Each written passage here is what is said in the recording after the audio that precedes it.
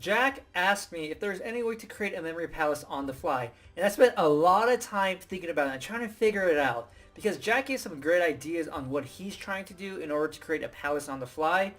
But what I believe, what Jack really wants is that when you're going out and you're like, oh, I need a palace right now, that you just, boom, okay, pull a palace out of thin air essentially, right? Because anything that you plan ahead of time really isn't on the fly.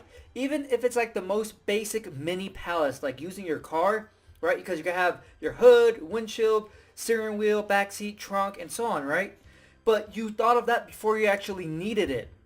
And so if you're going to do that in the first place, might as well just create a real memory palace, right? With 25 locations, 30 locations from your house, library, whatever it is. Because anything that's before you actually need it is not on the fly. But Jack was asking on the fly.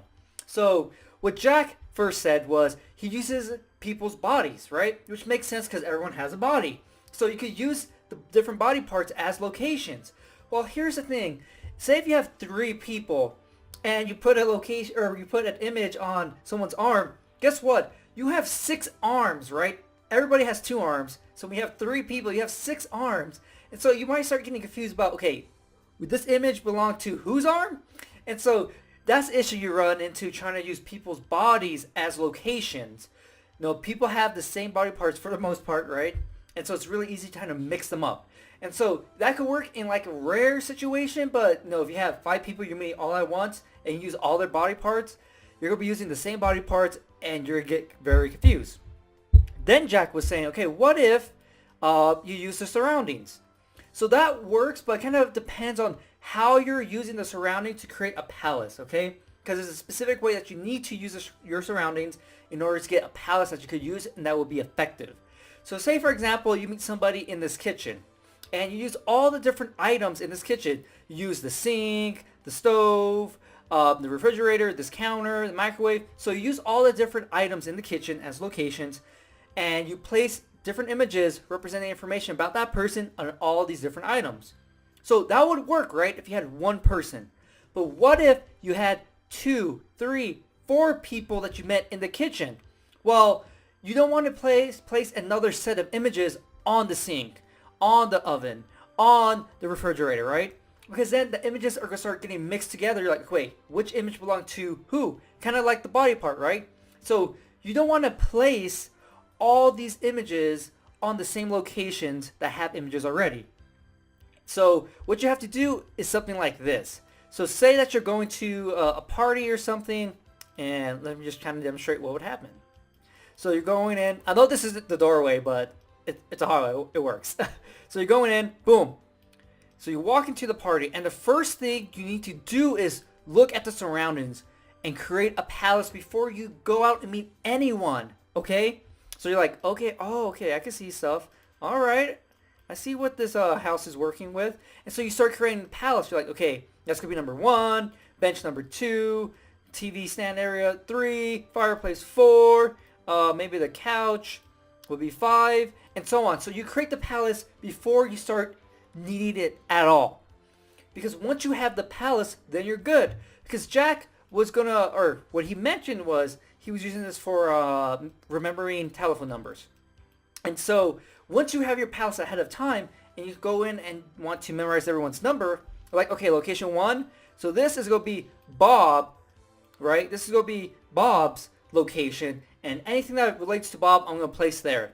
So you could picture Bob himself, or you could picture an image for Bob's name. Then you picture the images for the number, then maybe his favorite food, if he has a pet, and so on, all down one location. Then location 2 could be, I don't know, Beth. And so you picture all the information about Beth in that location. Then over here, maybe you have John. And so you picture all the information for John in that location. And so you're able to keep everything nice and organized, but you still created the palace on the fly. Because you didn't know how this location looked, right? This palace looked before you got to the party. You just got in and you're like, okay, let me take a quick view of all the surroundings. Start making the locations. Okay, I got the layout, the order I want to go in. Poof, I'm good. And so that is how you would create a palace on the fly, truly on the fly.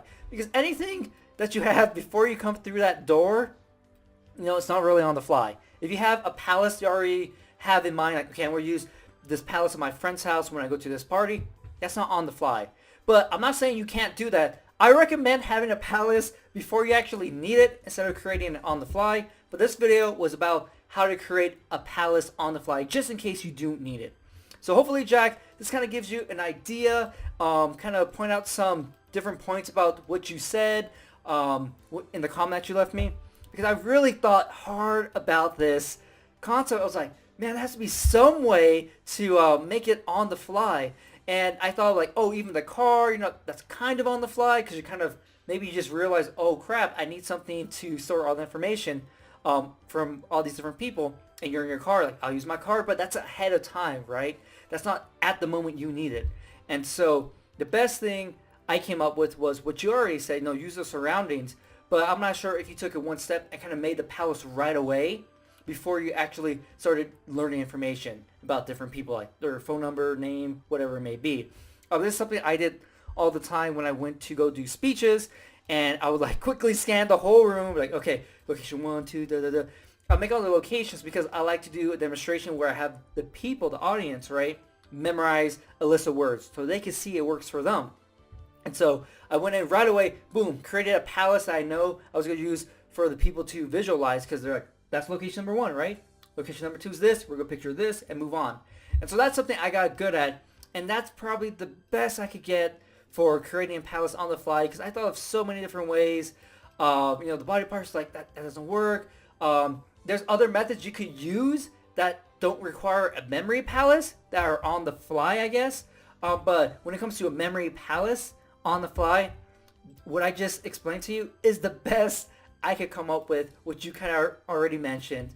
But man, it was getting me super frustrated. I was like, there's no way to create a palace on the fly in terms of like just thin air. Like, okay, boom. It's just like, it's so hard. This is the best you could get. Even if you just come through this door and you pause before you even go and start meeting anyone, you're like, okay, yeah, let me get a quick layout. But like actually just, you meet someone by accident, like, oh, hey, like say if you're in an empty field.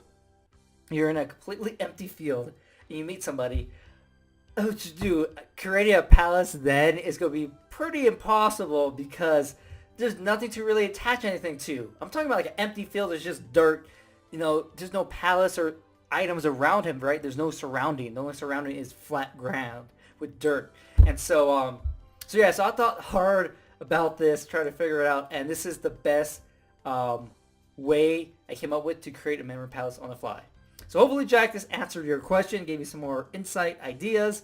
If you think of anything else, please let me know, because it's something I'm always going to be thinking about now consciously, trying to see, okay, how can I create a memory palace on the fly? What's another method, right? So hopefully you enjoyed this video, and I'll see you next time.